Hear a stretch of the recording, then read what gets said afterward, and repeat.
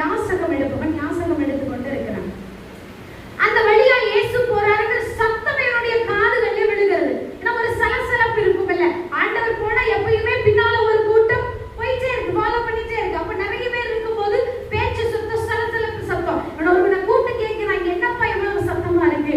இயேசு கிறிஸ்து இந்த வழியே கடந்து போகிறார். அவ்வளவுதான். கேட்ட மாத்திரத்துல இந்த 10 வயது குருடனுக்கு ஒரு சம்பவம். இவர் அற்புதம் செய்கிறவர், இவர் அதிசயத்தின் தேவன். உடனே விட்டாம ஒரு சவுண்ட், தாவீதின் குமாரனே எனக்கு இறங்கும். பக்கத்தில் ரேச்சி அப்படியே அதட்டினார்கள். ஏதோ சொல்லு, சும்மா தான் சொல்லுங்க, அதட்டினார்கள் பைபிள்ல இருக்கு. அப்படித்தானே வாசிச்சோம். சொன்னார்கள்னு இருக்கா? அவனை பேசாமல் இருக்கும்படி அவனை சொன்னார்கள் அப்படிதான் இருக்கணும். அப்படி இல்லை, அவனை அதட்டினார்கள்.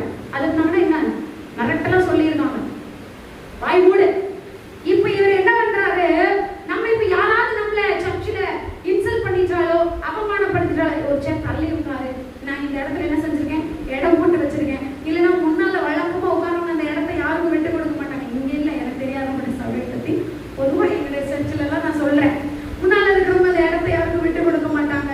ஒரு மாதிரி அவமரியாதையா நடத்திட்டாங்கன்னா இதை இவங்களால என்ன செய்ய முடியாது, தாங்கிக் கொள்ளவே முடியாது. உடனே நான் சர்ச்சுக்கு வர மாட்டேன்பாங்க, நான் சர்ச்சுக்கு வந்த பாட்டு பாட மாட்டேன், ஐயோ நான் சர்ச்சுக்கு வந்த அந்த இன்ஸ்ட்ருமெண்ட் எல்லாம் வர மாட்டேன்ப்பா, நான் வந்து ஒரு ஓரத்துல இருந்து என்னால எதுக்கு பெரிய தியாகி இல்லையா?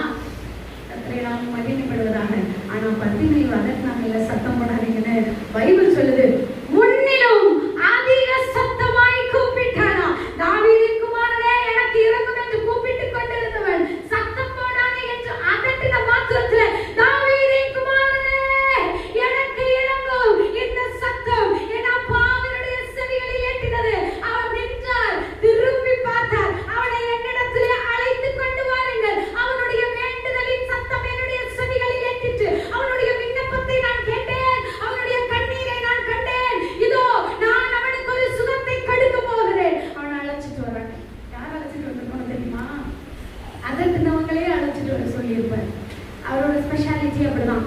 எங்க அவமானப்படுறோமோ